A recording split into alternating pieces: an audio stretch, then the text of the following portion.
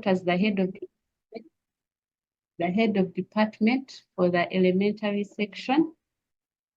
And it's a great honor and privilege to share with you a few insights about ACE. And we will follow through together with a PowerPoint presentation. Our topic today is going to be unboxing ACE. And in unboxing ACE, we'll try to see different things that fall under the ACE curriculum. For some, we may not go to the very detail of the practical part, but we'll be able to share a few insights about them so that each one of us can have knowledge about the few things that we'll share today. If you have a notebook or a paper, you could keep writing down the questions or the different areas that you feel we need to share more about. If I may not be able to say something about them during the presentation, but even afterwards, you could raise the concern. Thank you. So probably what we are going to start with is defining what ACE is. How is it handled? How do we do a few things here and there under the ACE curriculum? And then we'll have the 5 laws of learning, which inspires most of the activities that we do under ACE. And also we will learn about the PACE. What is goal expectation for a child? We'll break it down to a day, a week, a term, the annual expectation for a child. And then we'll have a conclusion, all in all, what do we want to see at the end of the day as our students go through the ACE curriculum, that is character development. And we'll share together about that. Maybe we'll start with our first question. What is ACE? ACE stands for the Accelerated Christian Education, and accelerated representing the student at the level at which they complete a grade, they are able to go to the next grade, whether within the term or before the year ends. With the national curriculum, a student takes a full year in a particular class. But under the ACE, what we mean by accelerated, if a student has completed, let's say, grade 1 in the middle of second term, they are graduated to grade 2. We don't have to wait for the end of the year for the child to go to the next grade. So at whatever point the child has completed a grade, we are able to let them into the next grade, and they start on the activities, the PACE work, and the projects for the next grade. That's what accelerated means. And then also, on the other part is if a student, they are learning their contents within PACEs that have already been studied. So a student can be accelerated to the next PACE without having to do that particular PACE. I'll give an example with the math PACE, grade 1, PACE 1001 to PACE 1004. We accelerate the students who are coming from kindergarten, and they will start from PACE 1004 instead of 1001, because the content between 1001 to 1004 has already been covered in the top class or King's class, depending on where they have completed the kindergarten. So that would also stand for acceleration. They can do the next PACE. And then Christian, meaning that this curriculum is Bible-based. In everything that we are doing, the Bible is the core manual for everything under ACE. And also the education to stand for the learning that the students have, learning in the different activities, the co-curricular activities, learning in their PES work, learning in their devotions, learning when they are doing their projects, learning when they are participating in convention. Everything that they do under ACE, we believe is a learning avenue for them. It doesn't have to only be the PES work that they have to do that avails the learning process, but every activity, everything they do is a learning opportunity for them. And that's something about ACE. Maybe then the other question would ask, how is it done? ACE is individualized based, meaning a child handles the PES as an individual at their ability, and they work through their PESs as an individual. It's more of learner-based than teacher-based. The child is in charge of their learning. They know, they set their targets knowing this is what I'm able to do in math, in English. This is my target for the day, and I'm going to work hard to achieve my targets. So that is what we consider as an individualized kind of learning, vis-a-vis the lockstep where the child has to go as per the supervisor's instruction. But here, a child is able to teach themselves. A child can decide to start with the math PES in the morning, or can decide to start with the English PES, depending on how they are able to handle their day, to project through their day. So that individualized kind of learning. And then also the student works through their that we have. Their core subjects and their subjects that we into the curriculum as they go on.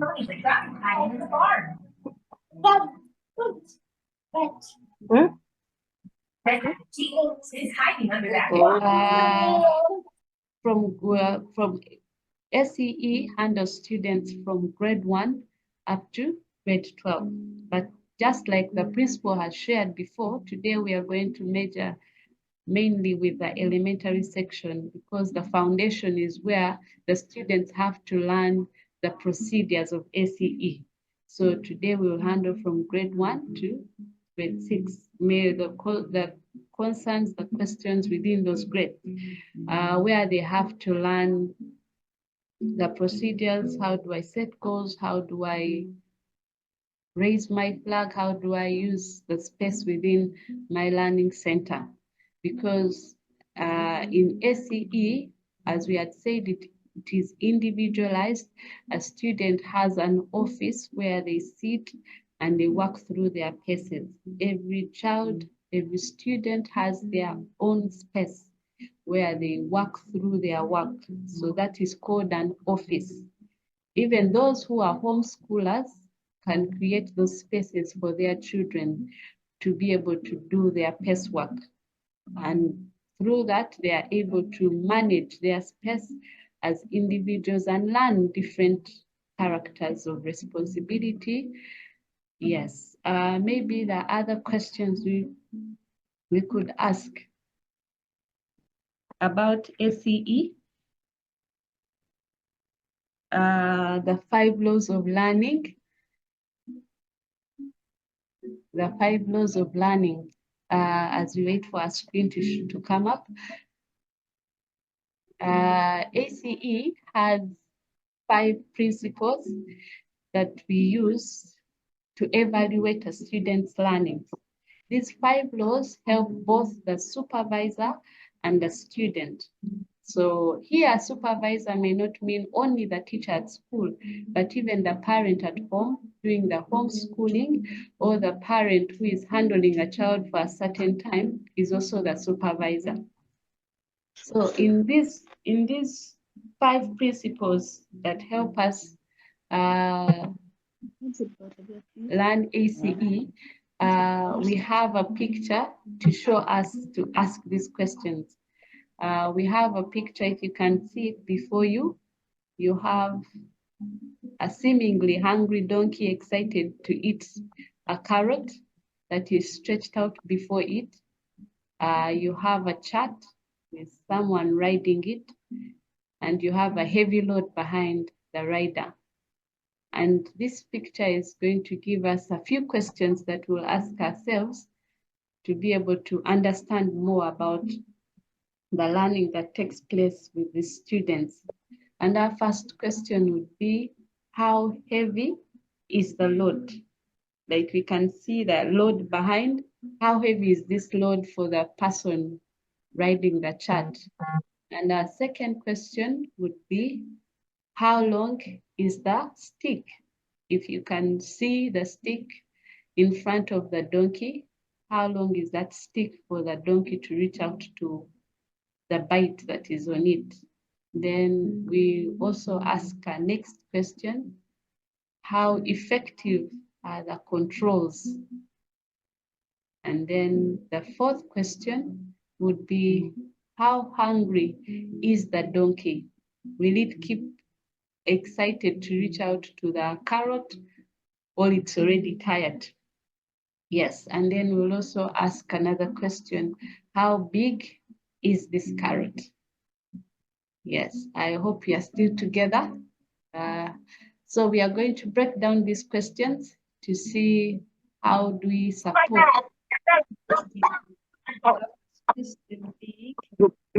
how heavy is the load, meaning the level at which the student is at. And under ACE, the student must be at the level of curriculum where they can perform, meaning they should be at the level where they will not be frustrated or feel they can't do it or feel it's less than what they can do. Yes, and in that case, a student's age doesn't determine their grade. Many parents would ask, why is my child still doing probably they are 9 years and they're asking why are they still doing paces of grade 3? But as the diagnostic test was taken, they realized this is where the child will be able to perform best and start from. A diagnostic test is the test taken by a student to see which pace level they are able to start with. So any student coming from another curriculum, they take a diagnostic test, and then we are able to know the learning gaps that the student has and their strength, and we are able to give them the pace to start with that will be able to get the best out of them without any frustrations. So when they start at that pace level, they are able to perform to their best. So that's why we say the child's age doesn't determine their grade. You may find students who are 10 years and they are working through paces in grade 6. You may find students who are 6 years and they are working through paces in grade 3. Or you may find students who are 8 years and they are working through paces in grade 1. We are able to help those students and be able to support them in their learning gaps to be able to catch up and be able to get their best to thrive. And then the other thing about the other thing would be, how long is the stick? Here, the stick would represent the goals, the targets that they have, their objectives for the day. So we ask ourselves, what are these goals? These goals have to be SMART, meaning they have to be specific, they have to be measurable, they have to be attainable, they have to be realistic, and they have to be time-bound. That's why we call them SMART. So as a child is working through their paces, being specific, they'll be specific in the subjects they're setting their goals in, and specific about the page number. If I'm doing from page 1 up to page 5, page 6 to page 10, that's being specific of what they're going to do that day. And if probably they even have a co-curricular activity, they could set a target in it. Today I have a keyboard lesson. Today I have probably a music class, singing vocal drills. Today I did vocal drills. Or if they probably have a race to practice, today I'll have a target that I'll run 1 lap to practice. All those are specific goals. It doesn't have to only have a target of pace work. And then measurable. These goals have to be measurable in a sense that I am able to know how much I can be able to handle. I shouldn't set what I'm not able to handle at the end of the day, because that will make a child feel like they are not able to attain what they set. But when they write what is measurable, they're able to know that they can do it. And also, if the goals are attainable, can they be able to hit those targets? And also realistic. A child is able to set their goals with an understanding of the available time they have that day. A child should set goals that they know they will be able to meet. I cannot set 1 up to 20 in all my 5 paces, and yet I have 8 hours at school. That would be unrealistic. And that at the same time would be unattainable, because I may not be able to hit all those targets before the day ends. So a child can decide to set, let's say 1 to 5 in all the 5 paces. So if they finish their goals before 2 p.m. and they feel they can do more work, the supervisor can extend that goal and they are able to do more goals. That is more realistic than setting 1 to 20 and they are not able to finish it. Yes, and that teaches the child to have good judgment about the time I have available with me and my targets for the day. And yes, and at the end of the day, when they're able to finish their goals, they write their total pages of what they have been able to achieve. And those total pages will help them be able to hit the target of the pages they're supposed to finish in a day and in a week. And we anticipate that at least in every week, a child could do at least 2 tests or 3 tests. And that would give them a good progress as they go through the term. Yes, you could be writing those questions that you feel are coming through as I share, maybe to remind you too. Yes, and then we'll go to the third question, which is how effective are the controls? How effective are the things that we are putting in place for them to be able to work through their paces, to do whatever they are doing? And these controls are in different areas. Some controls are in their paces, other controls are outside the classroom setting. And within the paces, the controls would be checkups, the self-tests, and the pace tests.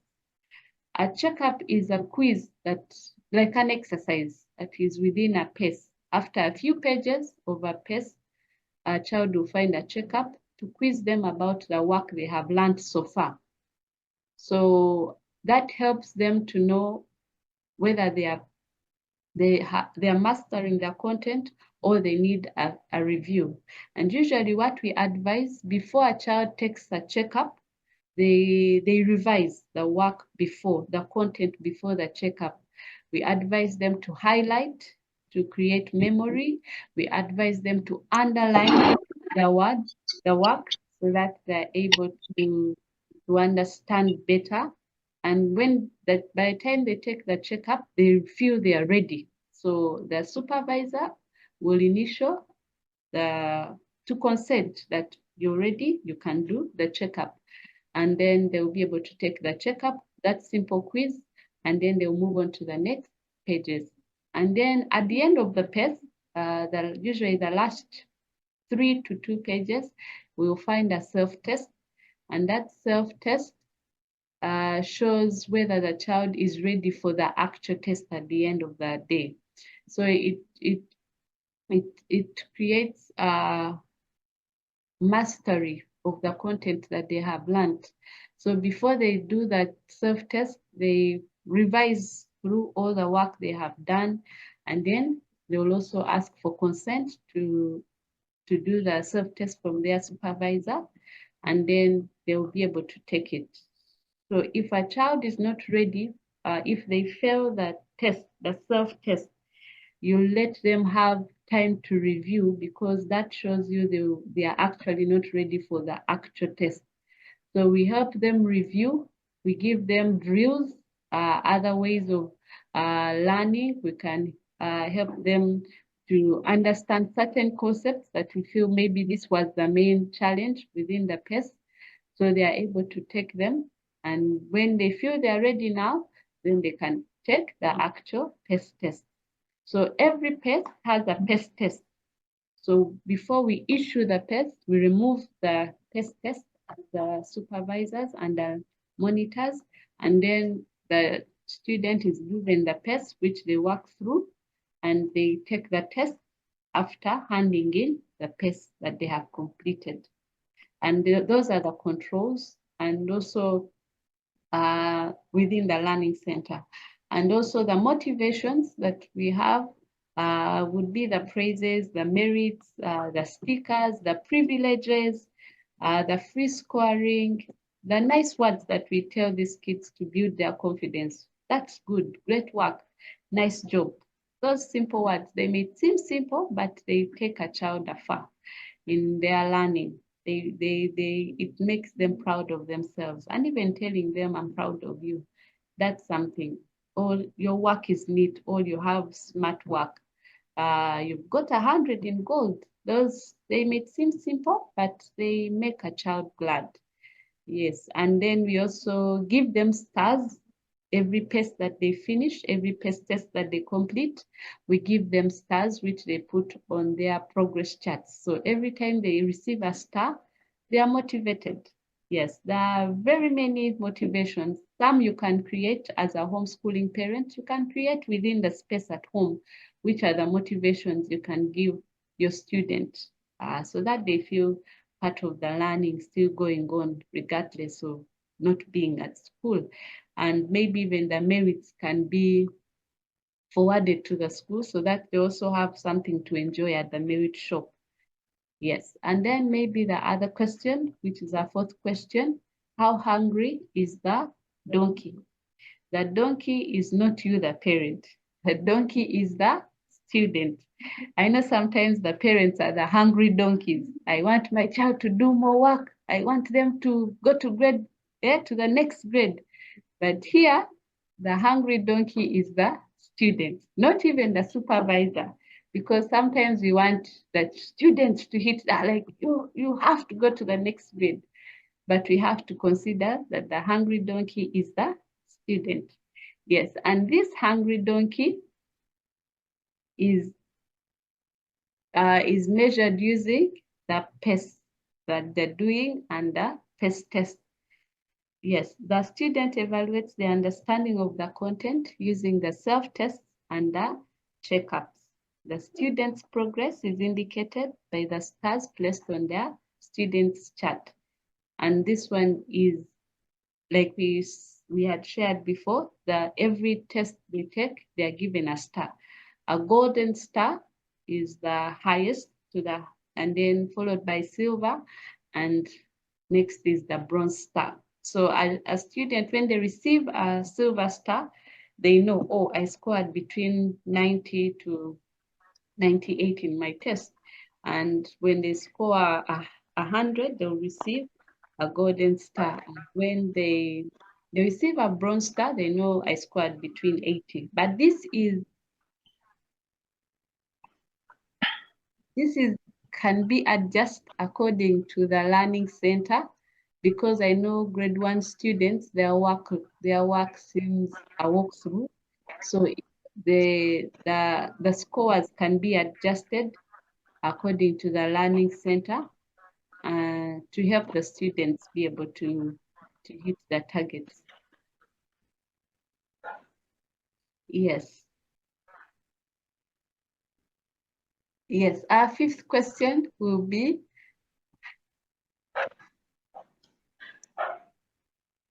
how big is the carrot? And the carrot here is not the food they eat, but the rewards they receive. The rewards are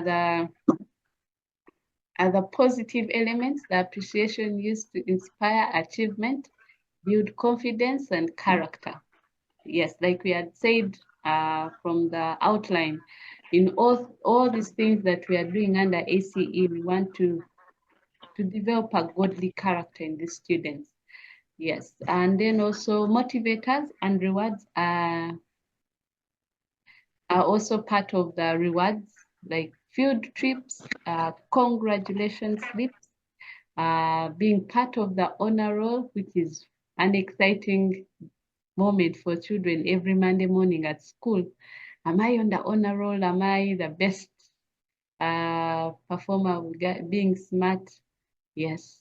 Those are the moments we wait for at the principal's remark every assembly to hear their names read on the honor roll.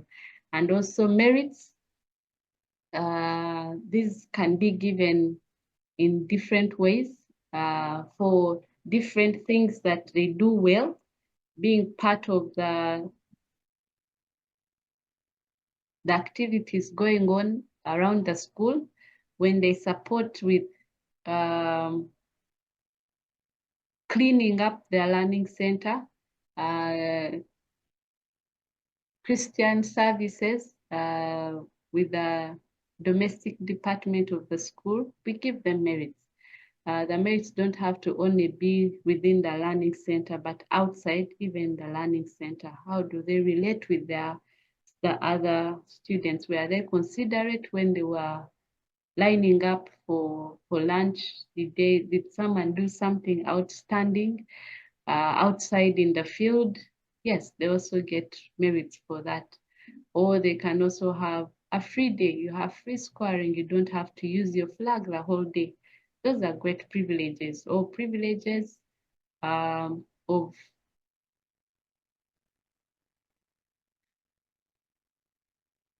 going before others during the day to attend certain events, maybe the music class or sports events.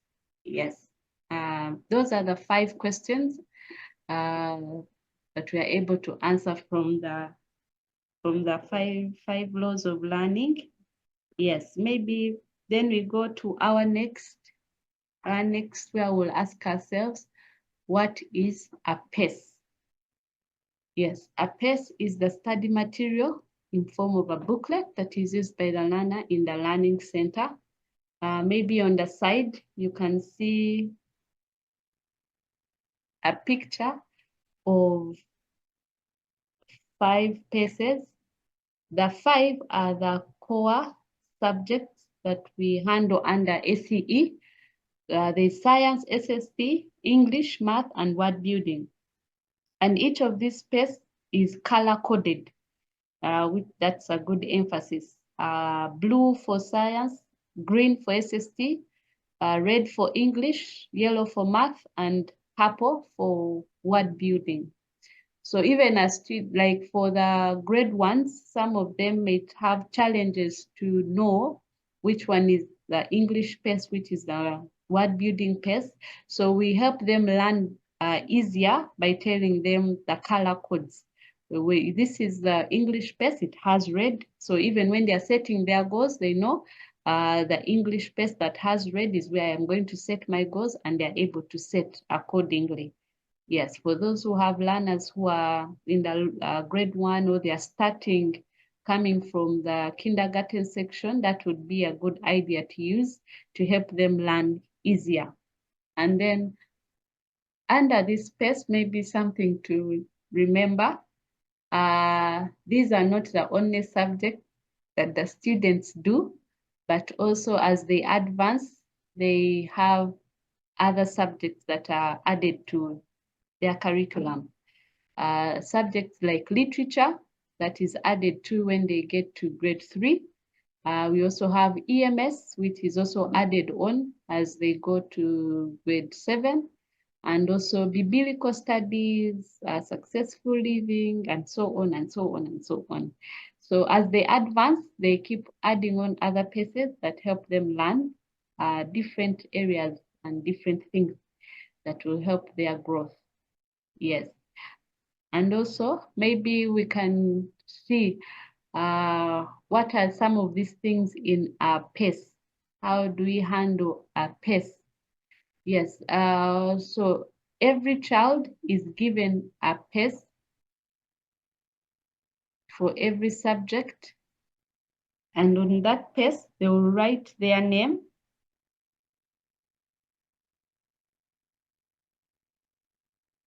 Yes, they will write their name with pencil, in pencil.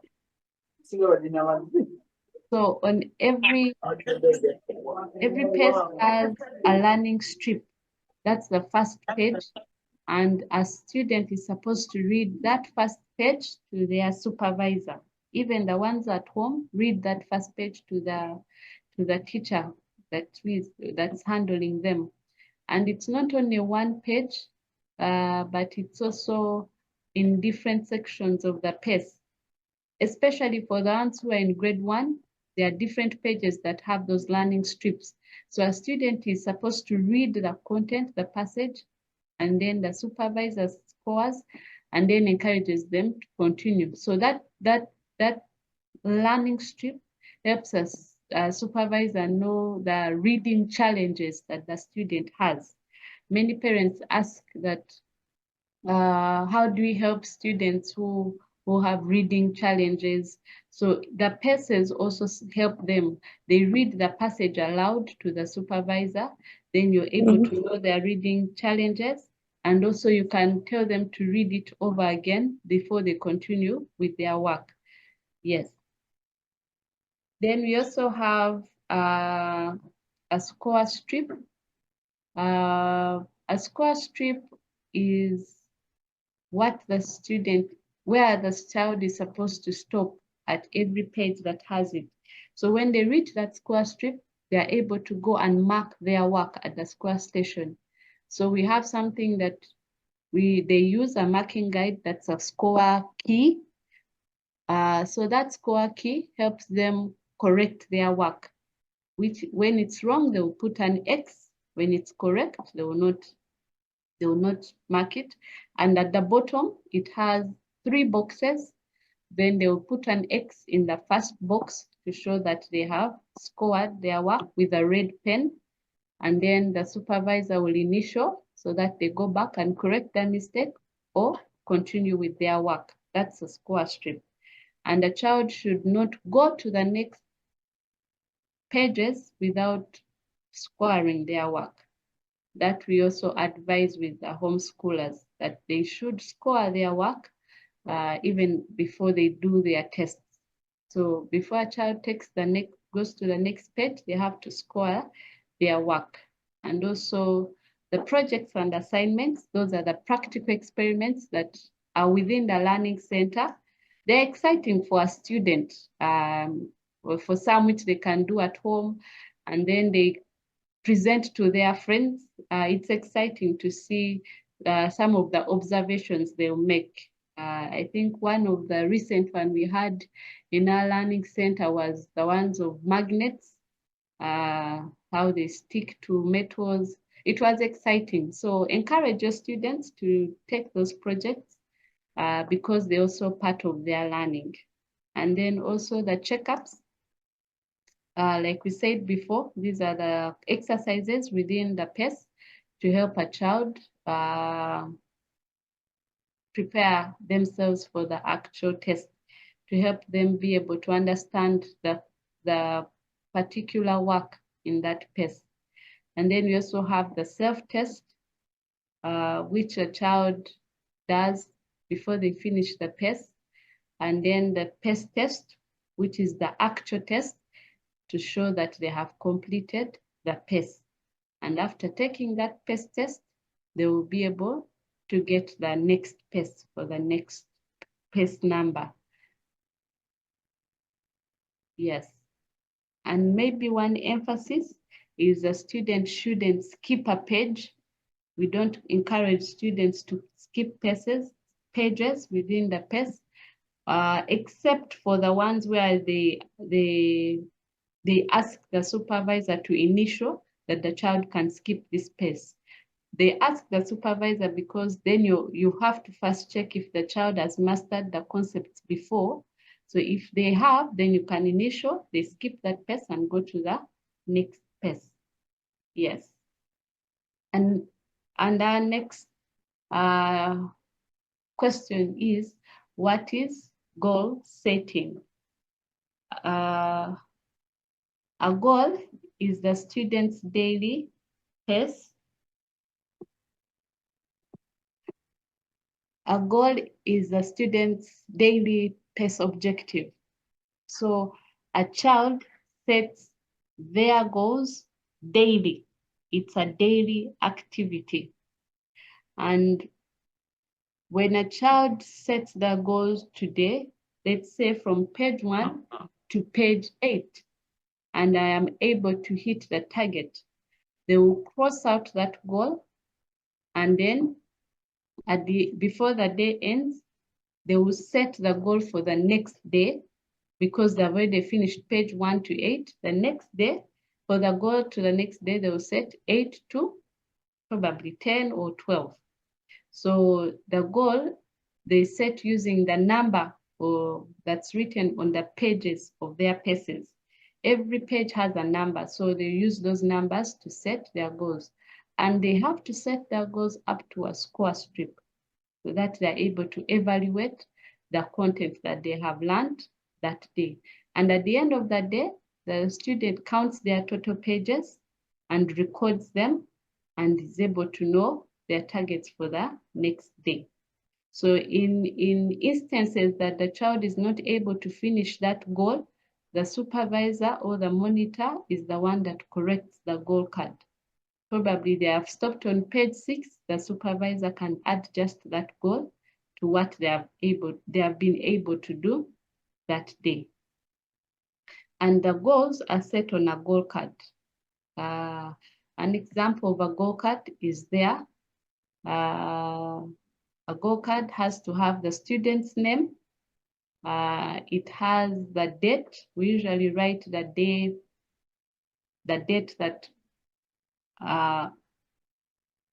that falls on Monday. So it's able to tell you what goes on throughout the week.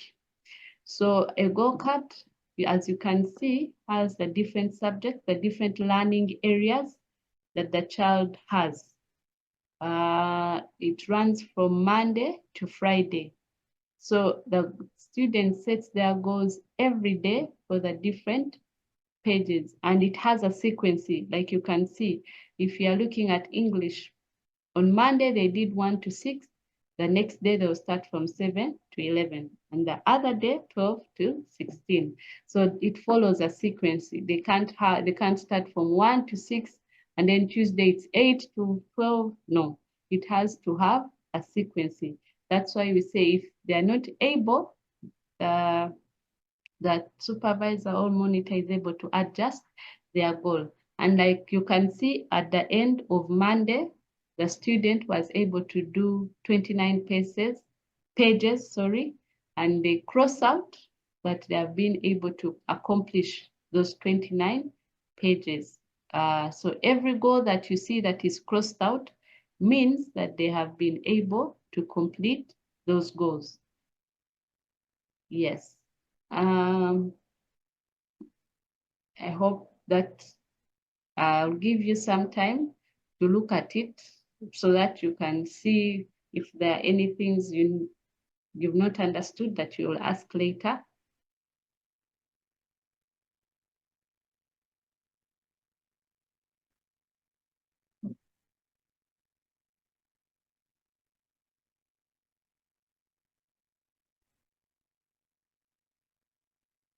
Okay, our next question is, what is the goal expectation for a child in a day, a week, and a term?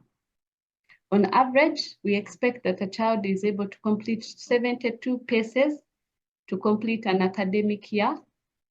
Then we break down those 72 paces, to 24, approximately 24 paces for every term. That's why on the student's report card, you see 25 paces projected for the next term, or 30 paces projected for the next term, depending on the student's learning abilities. So we project at least 24 paces per term, and that will give us the total of the 72 paces at the end of the year. So the students who are able to finish, like we said earlier, a grade within 2 terms, that is still okay. So they can be able to go to the next grade. You can see the assumption of how many pages they can be able to do so that they can be able to hit the target of the 24 paces. If a child is able to, at different levels, yes, in level 1, if a child is able to do at least 2 pages in every subject, in level 2, 3 pages at least in every subject, grade 3 to 7, at least 4 pages in every subject, and 8 to 12, at least 5 pages in all subjects. If they are able to hit that target or go or do better than that, that will help them be able to achieve the target of the 24 paces in a term, because the different goals they attain at the end of the day help them be able to complete the paces which they are able to complete the grade. Yes, and we can adjust those. They are not the standard, they are adjustable. If the child can work faster than 5 pages, well and good. If they can't work at 5 pages, we can still support them and see that they're able to hit their targets. Yes, and then like we have shared through everything, the core being the manual guarding, ACE being the Bible.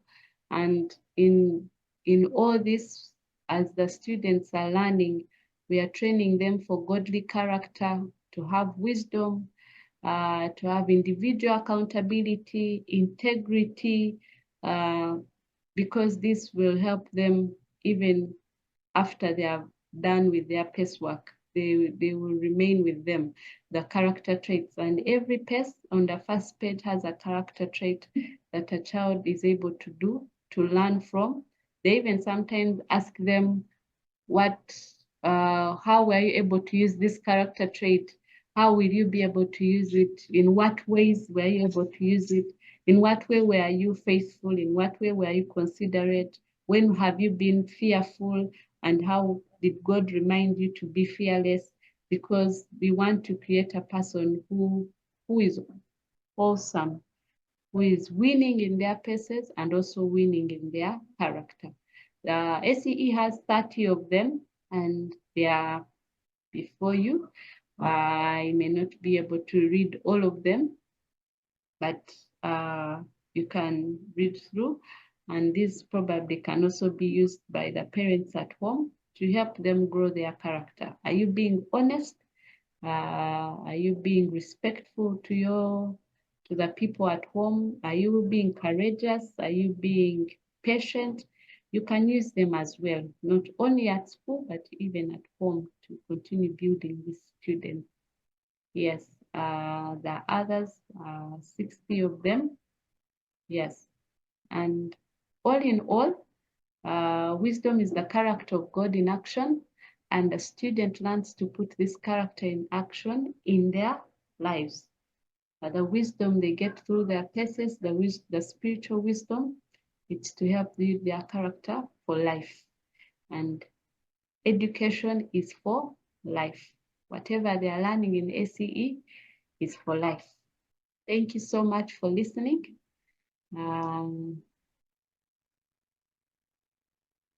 God bless you. So if you have any questions, they are welcome, and we'll be answering them as they come through. Thank you. Let's put our hands together for Sister Lillian and pull out all those flowers for her for the presentation that she's been able to give, which is impactful and powerful. Yeah, and at this time, you want to give the However, if there are any questions, please feel free to bring them on and let us discuss them while she's still here with us. But we had gotten already one question that was coming in through from Emmanuel, and it was, how do you align the goal setting for children below 5 years? And as Lillian will be preparing to come back and share her insights on that, we can have more questions coming through. Let me check our chat box and see if there are more questions. The other question is from Brenda Kembabazi, which says, what if the donkey is not so hungry? How do I get my child to want to do more work? That's a good question. Thank you. What if, and another question. A question from Brenda is, what if the donkey is not so hungry? How do I get my child to want to do more work? Yeah. I'm checking the chat box for questions. Okay, maybe Lillian can be answering those ones. And we will get going if other questions find us on the way. Lillian, you're welcome once more. Okay. Thank you so much for those questions that have come through. To start with the first question, how do you align the goal setting for children who are 5 years and below? With the assumption that those who are 5 years and below are starting ACE, it's their first time to see a PACE and to work with a PACE.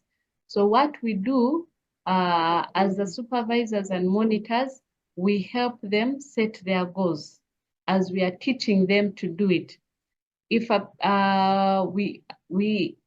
if a PACE is starting from page, it has usually the page numbers for PACEs in grade 1 are to 27 pages. So as a supervisor or monitor will ask them today we are going, let's say in math, we are going to start from page 1 to page 4. And then in English, let's start from page 1 to 4, or page science 1 to 3. So when they are younger, 5 years and below, they set their goals with their supervisors. They don't do them by themselves, rather. They get the support with the supervisor. So as they get acquainted with the setting goals process, they are able to fly on their own and set their own goals. So at the start, when they're 5 years and below, they do it together with their supervisors. And the supervisor keeps adjusting as the child also keeps growing in learning to set their goals. I hope that answers the question. And then also a parent who asked about the carrot. So what if my child is not so hungry? How do I help the donkey create a hunger for the donkey to do more work? Like we had shared before, their motivation. This motivation may seem small to us, but when we make them something the child looks forward to, they will be encouraged to be able to desire to work more. And also, we have to be able to check, is the donkey not hungry because they are frustrated, or the donkey is not hungry because they are not interested? Yes, because there are students who may not be hungry because they are finding frustration with their learning work. And there are those who the donkey may not be hungry because they feel it's less than their potential. So we have to look out for those things. They may not be interested because they feel they are not getting to the mark. They are failing to hit their target. So you have to support them, find out where. That's why as supervisors, we try to find out if the child is usually with math, if they're failing a concept over and over, you realize they don't want to do the math test. So when we find that, we try to break it down. Okay, do 2 pages today. You don't have to hit the target of 5 pages. Have you done your 5 pages really well? So when they try and do that, you tell them, okay, I've given you this exercise, a drill, go and try it at home and come back tomorrow and prepare for the next few pages. Those may be different things you may try with the students to see, is it a frustration? Is it less than their potential? Is it, are they feeling discouraged? Sometimes they may not be hungry because they are having challenges, maybe at home, at school, there are emotional challenges. So there are different things that influence that. So when you're able to find out those things, then you're able to support the child better. Yes, Teacher Brown will give us more of the questions that are coming through. Okay, thank you so much, Teacher Lillian, and I'm taking keen notice on the questions. And I've seen there is a question that came from a parent, as shared by Shoma. One of our staff here says the parent asks, what happens if a child doesn't understand the concept being explained in the PACE? Does he continue to the next thing, or he has first mastered the basics and the PACE? And I think Teacher Lillian will answer that first before we get to the other questions. Maybe to add, there are 2 questions that we'll come back to later, but Teacher Lillian will answer the question, how, if a student is not understanding their work, do they proceed to the next thing, or they are given a stay put? And we'll answer the question from Dorcas also, which says, please share more about the support I need to do as a parent with my child's PACE given as homework on the weekend. How do I mark it? How do I deal with their mistakes? etc. And for now, Teacher Lillian will first answer those 2 questions. And then also the 3rd question from Pastor Lee, which says, at what age is a child accepted to begin the PACES /ACE? Teacher Lillian will answer those, and then we'll have our principal come in to answer 2 questions that are from Stella and Stanley.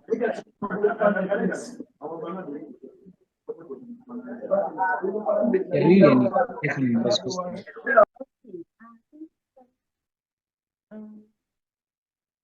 Yes.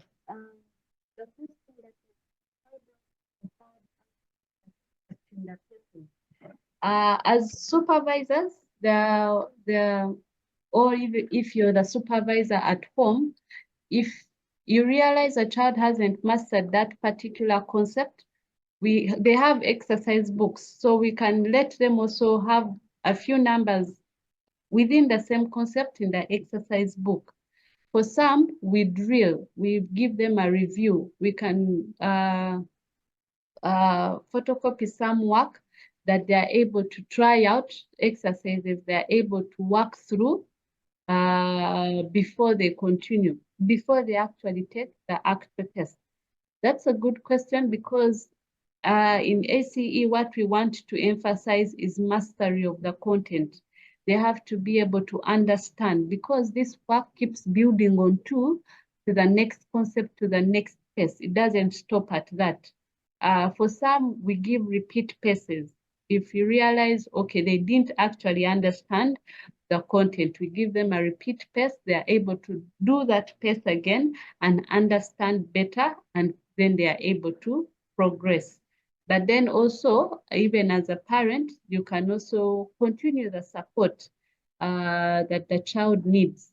Different drills, learning the multiplication table, trying out different words. Sometimes we encourage them to borrow a book, read a book, for those who have reading challenges, and then when you come, give a book report, so that to create an understanding of comprehension and memory. So yes, we can give drills, give extra exercises besides the actual pace work to help a child understand those concepts. Yes, and then the other question, I hope that answers your question. And then the other question, which was, how do I correct my child's homework? Yes, maybe another thing to understand about homework. Some parents say, can't I add more work for the child to do, since they feel they are bored, they have only 3 pages. But usually a supervisor knows they will give the child the 3 pages because they feel they are able to monitor their progress. So when they're able to finish those 3 pages for homework, when they come back the next day at school, they're able to monitor, okay, now we can do the next pages. So if a child comes with homework, and you check through their homework and they are failed, you can do it together with them. You say, no, here, when we are adding, we add like this, and then they are able to learn together with you and correct their work. You don't have to correct it yourself. They have to be able to do it themselves. That's what we encourage. When they do it themselves, they're able to understand their mistake and learn better. So you can help them with their work, like we had said, give extra drills for them to understand the concepts and also perform better. Maybe and another thing to remember, don't encourage students to do more pages in homework as more than what the supervisors encourage, because they know the students learning, and sometimes they have a reason why they have set certain pages. And when a child just works through more pages, they may not understand the concepts, and then we have challenges when they have to master the content and complete a pace. Yes, some parents ask why homework every day, or how comes my child is not coming with homework? Yes, homework is given when they are not able to complete their targets. And when the child is progressing well, they're finishing their targets and they don't need homework, the supervisor won't give them homework. So some children, it's a great privilege not to take homework. But you have parents who are forcing children to have homework every day. But sometimes it's also a way of helping them love their learning. I don't have to take homework if I finished my goals, or I may take homework because I want to finish my goals and I didn't finish my targets. Yes. And then another question that was asked, at what age is a child accepted to begin the PACES or ACE? According to Shoma,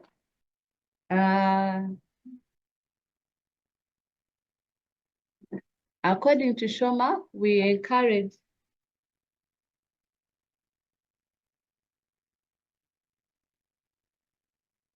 Okay, according to Shoma, we don't have a specific age, but we help a child who is able to read their pace and write in a pace to be able to start the pace work. That's why we also take a diagnostic test. So a child can be able to read and write even at the age of 5 and comprehend a pace. So we are able to give them a pace. And if a child is 8, but they can't read or write, we won't give them the pace yet. So it's when a child is able to read, comprehend, and also be able to write that they are able to take a pace. It doesn't have a specific age. Yes, if that answers your question.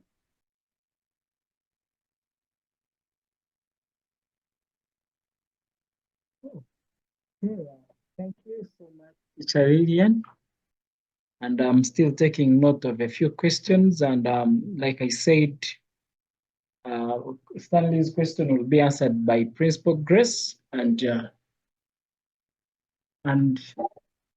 she's prepared. She's working on that. However, Teacher Lillian still has the microphone, and she will answer the question that is from Susan, which says, if the child is good in other subjects and weak in another, e.g. math, can I increase her goals for those subjects and set fewer goals for math? And this question is similar to a question from Stella, which says, how best can I help my child in math because she finds it hard? So she finds it so hard even after being explained to by both the teachers and siblings at home. She even feels like you punish her every time you tell her to do a math test. So Lillian will handle those. And the next will be Principal to answer Stanley's question. Any other questions that will keep coming, Lillian will take note of them, and Lillian will come after answer them. Okay, Teacher Lillian, you can answer Sarah's question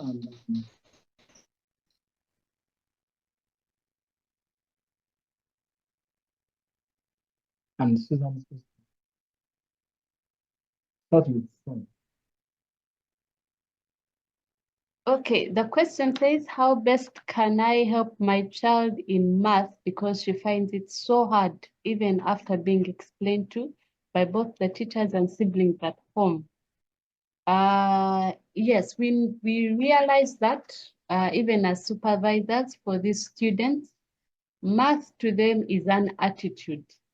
If you're able to first help them let go of the wrong attitude, then it becomes easier to help them.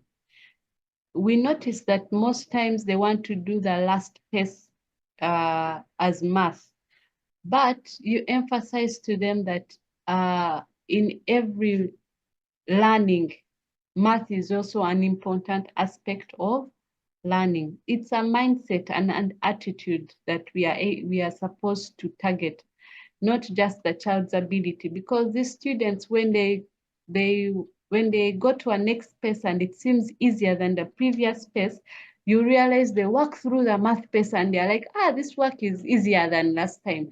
And then that's the moment to encourage them. You tell them, you see, math is easy. You see that when you understand the concept, it becomes easier. It's a constant mindset adjustment that we need to do for these children every other time, and also helping them and learn the multiplication table. If they're able to master the multiplication table and also able to master the first concepts, the introductions of certain concepts, they will be able to work through math with ease. When maybe you see through a PACE, there's usually a page that starts a concept. When you realize that they are finding trouble as they continue, and then you go back to the first page that has the concept, you help them from that first page. When they are able to understand it, they are able to work more. And also, we also encourage lockstep. We had said that at first that it is individualized. Yes, and then there are moments where we introducing the lockstep. You teach the child step by step. They don't have to teach themselves the concept. You teach them step by step. If it's fractions, how do I add these fractions? You teach them, get the LCD and be able to add them. Or you can also do the lockstep with the different math, okay, they call them math builders, math kits, different things that help them make the learning easier. For the younger ones, we also give them beads. So they count using the beads and then they write, but with the help of a teacher, number by number, number by number. Then with time, they're able to do it themselves because this it may be on the first page, then on the next page, on the next page. So you also encourage that drill. that's why, like I said before, for some, we photocopy and they have those drills to take for homework and work through and be able to master the concept before the actual test. Yes, and the other question was from Susan, that if a child is good in other subjects and weak in another, e.g. math, can I increase her goals for those subjects and set fewer goals for math? Yes, in SEE, we usually encourage that the child sets more pages in the pace that is lagging behind. So if they are stronger in world building, word building, we regulate. You can do 5 pages in word building, 3 pages in math, maybe 4 pages in English, 5 pages in science. It's supposed to be a balance because they will tend to make it lag behind and it will become harder as time goes on. It will become frustrating if they have to deal with a math pace alone. That's why we keep a balance of them setting goals in all subjects. Yes, it's supposed to be a balance for all the learning areas. Like the timetable has from, let's use the national curriculum timetable. They say from 7 a.m. to 8 a.m. we are doing math. From 9 a.m. to 10, we are doing SST. They are trying to have learning in all the subjects. So even in ACE, when they are setting their goals, we encourage them to set in all the subjects they have, but they have to keep a balance. When they have a balance, that encourages them to be able to learn better because certain subjects work in correlation. If they're working through the English, sometimes the English gets a toll on them, but it's also working in relation with the literature. So it's a balance for the subjects, and we encourage them to have a set a realistic goal for all of them. Like we had said, they have to be realistic and attainable. Yes, you can encourage them that with you keep encouraging them with the strong areas, but also encourage them in the areas where they feel they are very weak so that they get more support.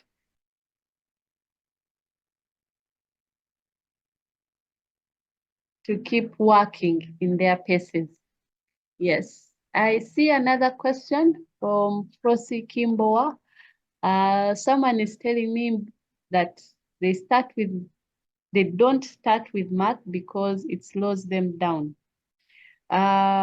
When a student feels that the math pace is slowing them down, they could do it in relation with other paces. If I've set 1 to 5 for math, I can first do the first 3 pages. And if 4 and 5 are hectic, I can first do the other subjects, then come back later to math. Or they can decide, let me work through English and maybe word building, they are easier. Then the after break time, I will concentrate on math and do it and do the other subjects at the end. That's why we encourage them to have attainable. Is it measurable? They have to work in relation to the available time they have in a day. Yes, we encourage them to be able to work in all subjects. We don't force them to do whatever subject we want them to do. But we encourage them to work through all of them step by step and be able to achieve their goals at the end of the day. Yes, that's why we don't encourage them to have every day they are taking the math pace for homework every day, math pace for homework. That shows you they are not doing the math work. So I encourage them, if today you've started with math, you finished the goal, tomorrow and you didn't finish English. So the next day, the goal that you didn't finish is the goal that you start with first. So if they didn't finish English because they were doing math, So the next day, they will start with the English before they do the math and finish the goals they didn't finish the previous day. Then they go on with the other goals that they are able to finish. I hope that answers it. Let's do more flowers for Lilia.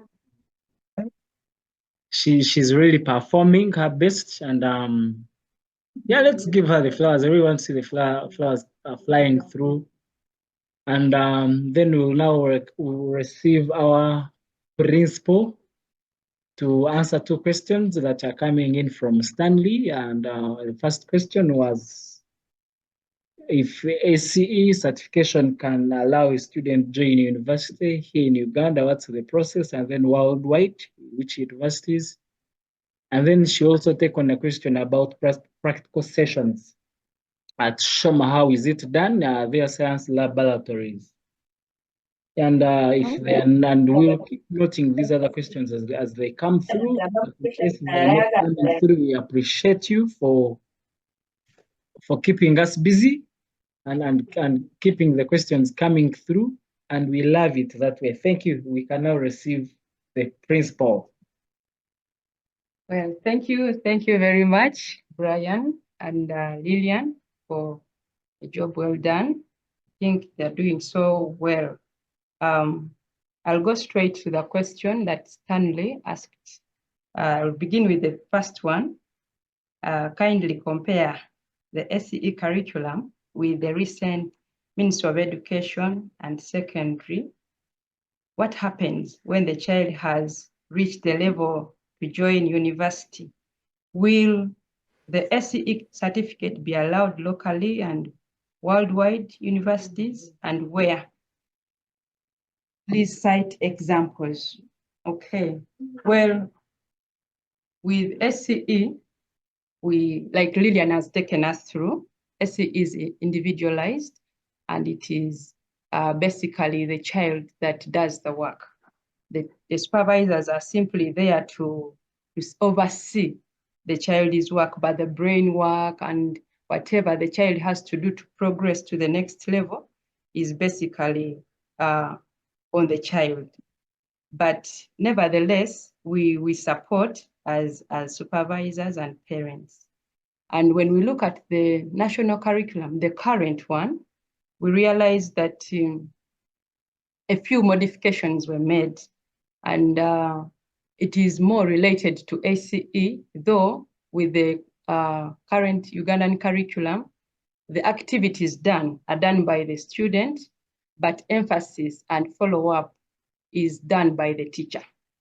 So at the end of the day, it still goes back to the teacher to ensure that the child has progressed. The teacher brings the content, though there are, of course, guidelines in their textbooks and all that, but the teacher emphasizes the activities that the child has to do.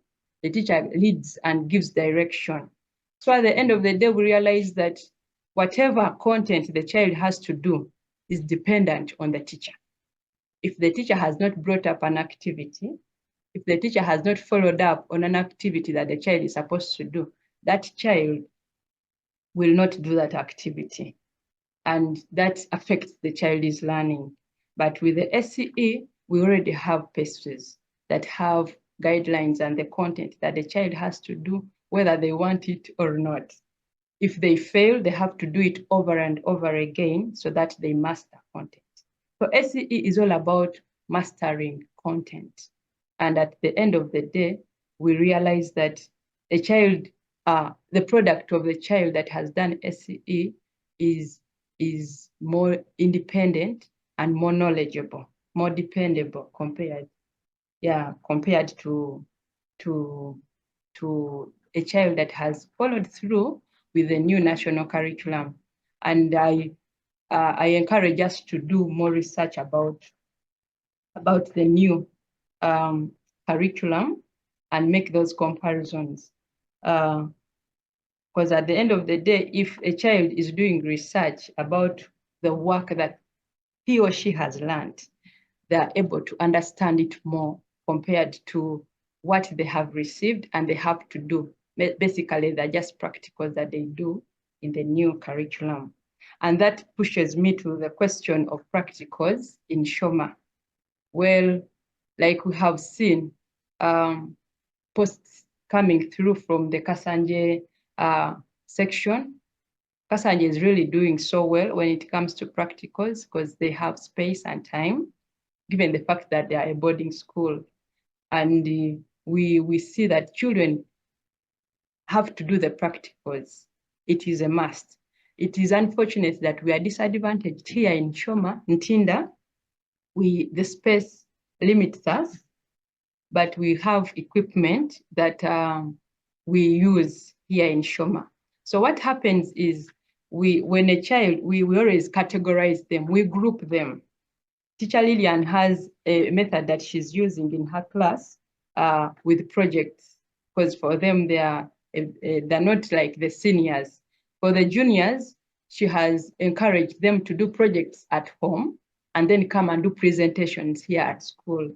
And that is how these children have learned how to do some of these small projects, how they work out, and has built their knowledge and understanding.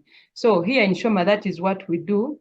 We either group them and have practicals done, or we assign them. Every child has a project in their pace. So we assign them that responsibility of going home and working out projects. Then they come and present to their fellow students. And that is how we are moving on as terms run when it comes to practicals.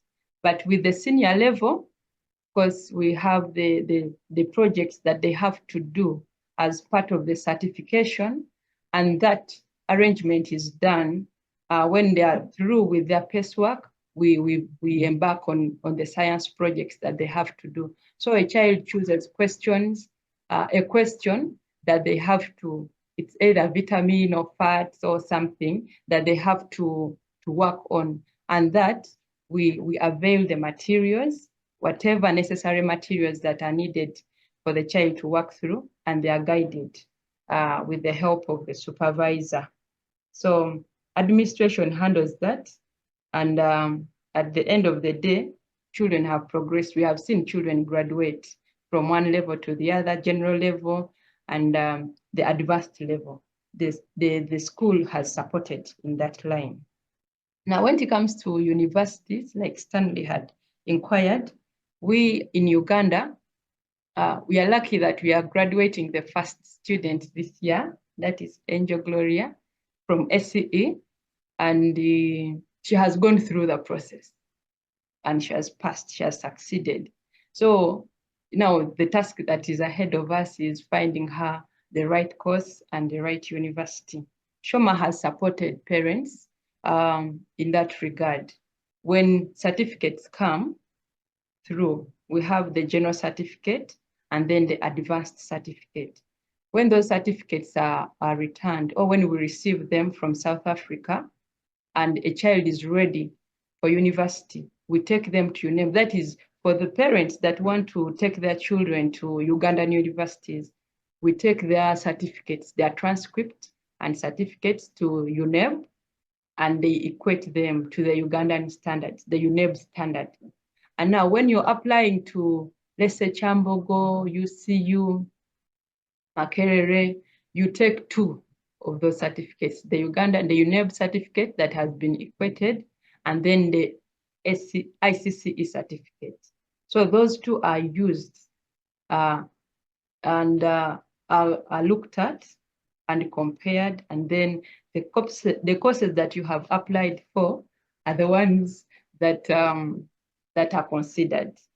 And we have had students not from Shoma, but from other SCE schools doing courses in Makerere. We have had those doing medicine, law, and many other courses, engineering. And we are lucky that at the end of the day, at least SCE has released good products out there. Then outside, we have samples, because given the fact that SCE awards credits, the council that awards credits, SCE credits, is the American Council on Education. And there are some partner universities that SCE works with. I have here a few, like Berkeley College. There are colleges and universities: Franklin University, Lesley University, Lynn University, New England College, and many other universities. That when you research, there are like 11 of them out there that work together with the SCE body to have their students continue with university. So we have both in international universities and the local universities that children go to after ICCE. It is up to the parent to decide which child, what they want for their child. So I think that is what I can say or answer in regards to Stanley's question. Then there is another one. Can a child also continue studying from another SCE school, whether inside or outside Uganda? What would be the procedure to facilitate? Well, SCE being an international curriculum, it doesn't change, because the material that we get is not Ugandan. The materials are from America, and at the end of the day, you can access them anywhere. So the curriculum doesn't change. Since it is individualized, the child can do SCE from any country, any school that does SCE. And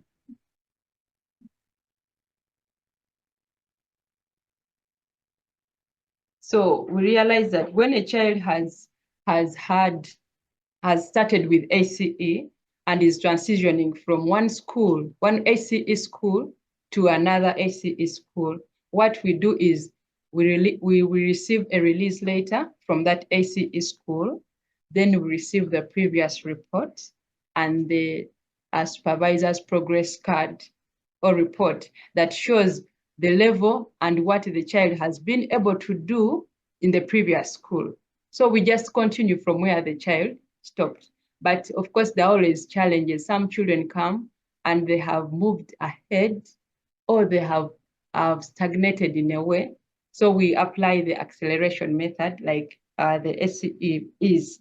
We may do a diagnostic test where we see challenges with the child's progress. We may either accelerate them or bring them back to make sure that they master content. Like Teacher Lillian told us, that the child has to be comfortable with the content that they are doing. So when we see that the child is struggling and they're from another school, we diagnose them, we give them time, we observe them and see if they are struggling in certain concepts. What we do is we help them stabilize and settle in. But the process is very easy. It's just a matter of transferring the child, and then we start from where they stopped from the previous school. That's just the process that you have to go through. And then another question is, what is the minimum requirements regarding physical presence of a child? Minimum hours to be attended in a school.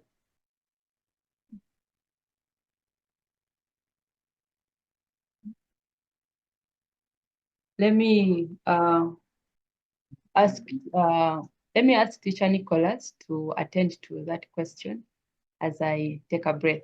Nicholas, welcome. Thank you, Progress. Thank you, Brian. Thank you, our keynote speaker for the day, Teacher Lillian. Regarding that, well, we have two options at Shoma here. We have children who are on full school at Shoma and Tyndall. Then we have those who do homeschooling. Now, homeschooling option was actually developed during the COVID period, whereby we used to move out as teachers to attend to students from home. And that's when that development came about. But not forgetting that actually SCE curriculum is developed on the foundation of homeschooling. In other words, the child has all the materials, the paces, they have all the materials that are needed to do work while they are at home. So the PACEwork has all the examples, it has all the questions, it has all the workspace that a child needs to do work at home. So school, physical presence at school coming in came about whereby the parent doesn't have probably enough time to do it on their own. So there is the part of physical school that came in. So SE now transforms into the school bit of it. But when the child is also at home, they are able to do their work without any limitation, without anything really hindering them from moving on with their work, as long as they are given the maximum supervision either by the parent or any other person that is put in charge to help them. So at Shoma here, what we require, it is either full school attendance, physical attendance, or it can also be either homeschooling option. Right now, what we are offering are either 2 days at school or 3 days at school. That is the best we are offering as per now in regards to that. Yeah, thank you so much. Over to you, Brian. Okay. Let's put our hands together again for Lillian, Grace, and Nicholas for their awesome presentations. And to come back to Phil's question and Stanley, I think one of the parents has shared a list of universities and colleges that are accepted by ACE, that have ACE graduates so far, and it's shared on the parents page. So we can have time and look through it. It is helpful all the way from USA to China, from across the globe. Number of universities I've listed down. So you can take time, and as you prepare for your students, for your children, then you know where is the best for them. Well, now, since there seems not to be more questions, we will now receive the principal once again to give her closing remarks and give us a closing prayer. But once again, thank you so much for making time to come and attend this session. The teachers who are on the call, thank you. The parents who are on the call, we are grateful, and everyone, and even some of us could have had our children log in with us. So we are grateful as a school that we've had an opportunity to share insights about our school and the curriculum we offer to you. Principal, over to you. Okay, Brian, thank you. Thank you very much for taking us through. Thank you for moderating this session. I believe we have learned a lot, and the questions are unlimited.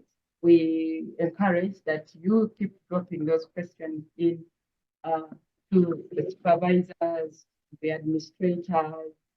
Feel free to always ask, because some of those questions help us, remind us, wake us up when we are fully asleep. Thank you very much, Lillian, for taking us through today's session. It has been a wonderful session. For those who were not able to log in, I believe we'll get the recordings online, and we believe that we shall continue learning. Learning doesn't end, and SCE is such a big product that we need to venture into.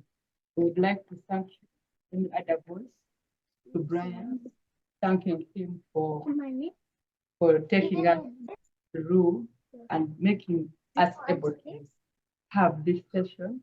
Thank you, Nicola, for coordinating, and would like to thank the parents in a special way for logging in.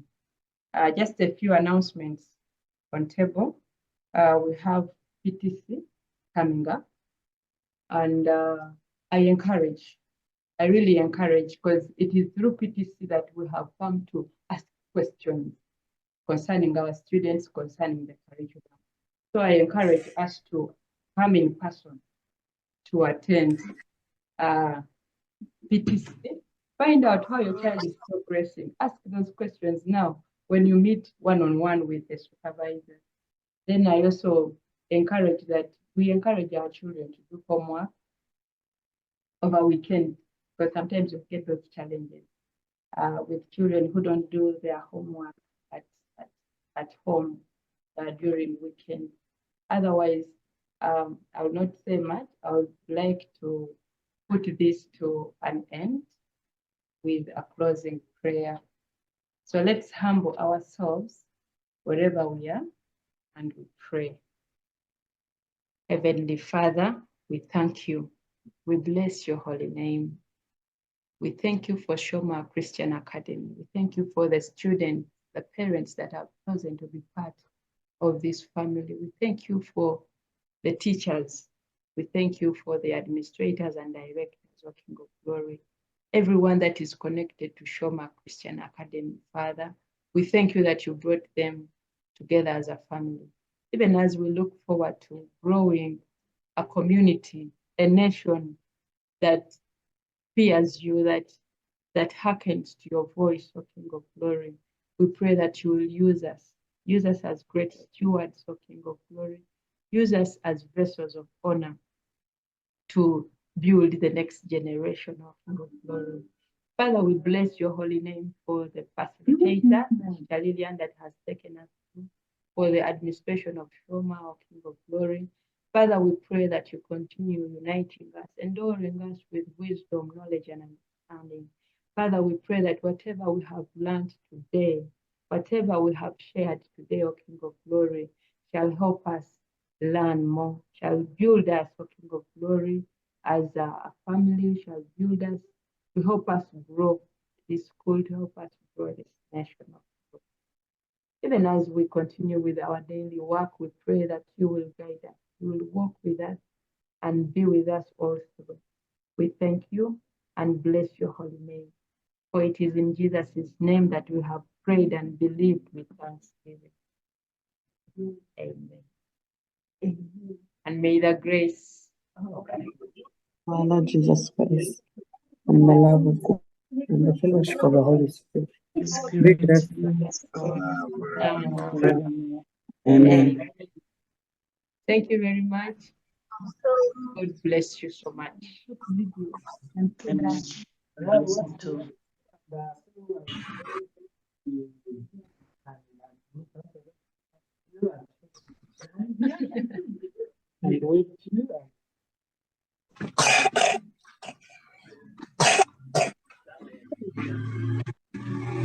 Thank you for joining in. God bless you.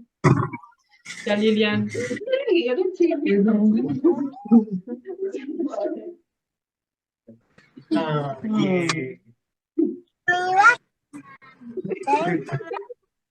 Teacher Nicholas, are we getting the recording for this meeting?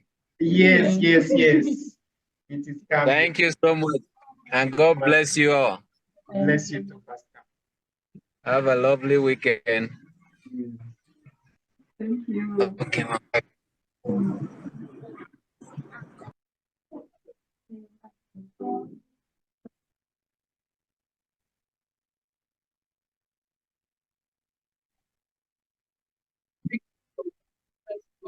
Talk about your corpse.